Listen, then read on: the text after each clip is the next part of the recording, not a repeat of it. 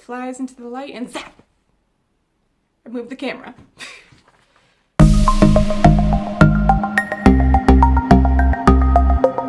Hey friendship, it's Ashlyn. I talk about books.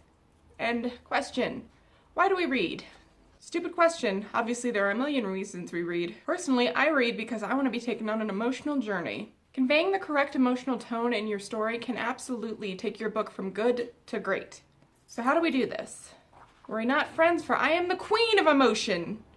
Or at least, of being emotional. Here are some tips for how to better convey emotion in your writing. Tip number 1, be an actor. Writing is an exercise in empathy, and just like an actor, you need to understand how emotions work and look in order to convey them correctly. Try watching some movies with great acting in them. Look at how the actors hold and portray themselves when they're trying to convey an emotion. What are their faces doing? What do their voices sound like? Learn to recognize emotional cues and focus on them in your writing. Step 2, show, don't tell. I know, we've heard this one a million times. It's like the first thing they teach you in creative writing class. But if you want your reader to stay connected to the emotional tone, showing us how they feel is absolutely essential. You could certainly say she loved her with all of her heart, but that doesn't exactly put the emotion on the page. How am I supposed to care when you're not telling me that her heart raced every time she looked at her? Or that butterflies swarmed in her tummy every time she was near? Or that just the thought of being away from her made her feel cold and empty? Here's a hint. If you see an emotion word in your manuscript, you're probably telling. If you want to set emotional tone, try replacing it with a more detailed description. Step 3, know your body. Think about what emotions feel like in your own body and hone in on that. What are you feeling physically when you're pissed? Does your heart speed up? Do your hands shake? Does your eye twitch? What do you want to do? Punch something? Scream? Those are all great ways to show emotion without using those simple feeling words.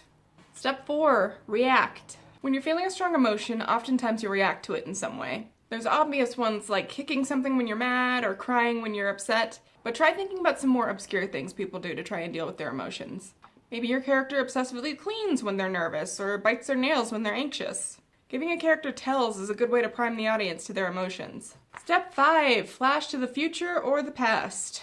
When we're feeling a strong emotion, we often take ourselves out of the situation we're in and put ourselves somewhere else. A flash of the future or the past is a good way to show how the character is being affected by the emotion.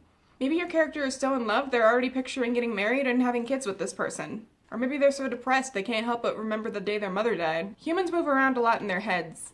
You can add a lot to the emotional tone by showing what has or will happen. Number 6, hyperfixate.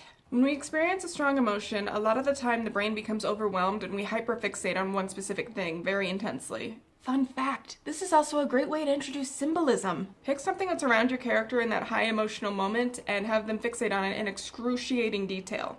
Maybe they're lonely and can't stop watching the moth circling the light in their room. What's up with that moth anyway? Doesn't it know life is meaningless? It flies into the light and zap! Now it's gone. And no one will ever know it was there. Boom, emotional tone set, and now you've got some symbolism.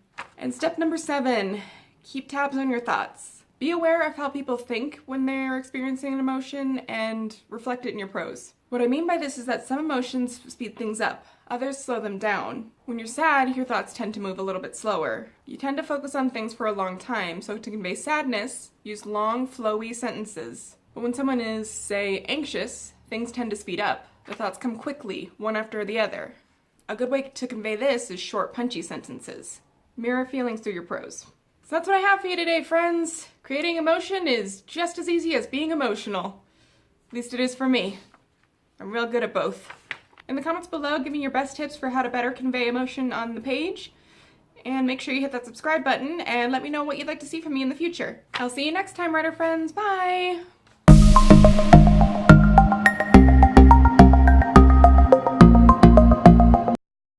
Stupid question, because obviously there are a million reasons that we read. Molly, could you stop? Mama's tired. Mama wants to go to bed. That's it. That's the one. That's the one you go with. Go fuck yourself. In the comment... I'm tired. In the comments below, give me your best tips for how to convey emotion in your... I'll wait. I'll fucking wait.